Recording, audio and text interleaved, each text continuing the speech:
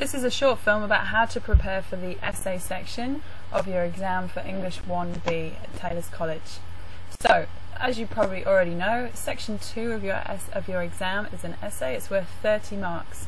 You choose one topic and you formulate a thesis to answer this question.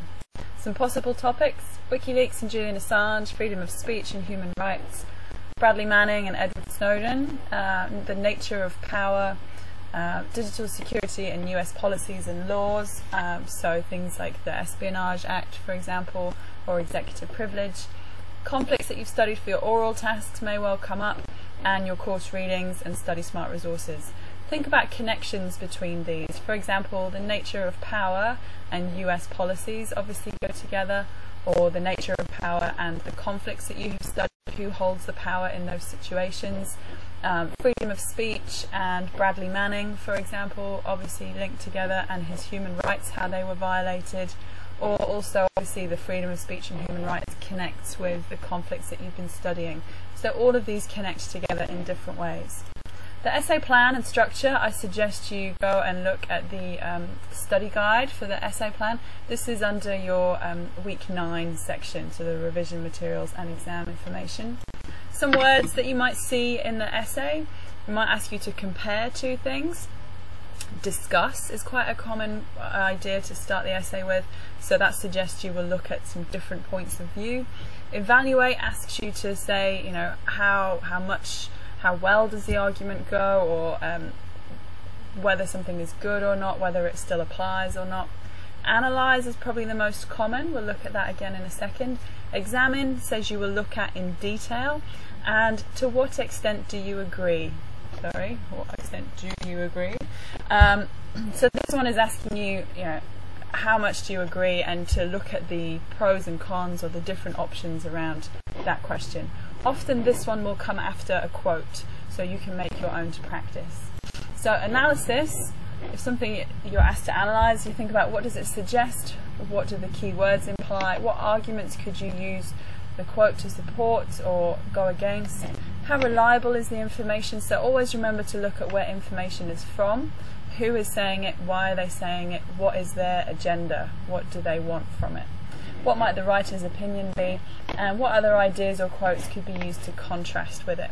So always think around the question, what can you do to support it and go against it.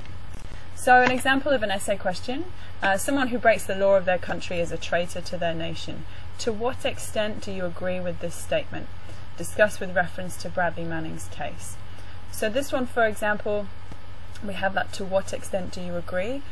Although it says that, do not use I, do not use opinions. It's not about your opinion, it's about your ability to present an analytical essay with an argument. So one thing we could do for this one is look at the knowledge of the Espionage Act that we've learned from 1917, how they use that. Bradley Manning's punishment, so we know about his solitary confinement before and also his sentence after.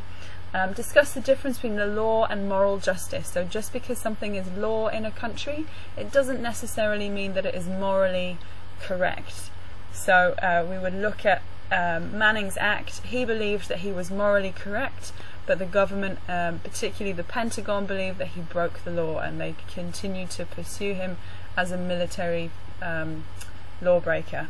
And also you could look at why the US media haven't been supportive. If he was morally correct, then surely people would support him, but obviously the morals of the situation are quite questionable, and that's what we want you to show you understand in the essay. So in my background, I'd probably include some general information about Manning's case, the punishment that he received, and how the Obama administration, so Barack Obama's government, used the Espionage Act to prosecute him. A possible thesis could be this: although Bradley Manning has been found guilty of breaking American laws, his actions were morally justifiable, and the Constitution supports his action as a true American. Sorry about the typo.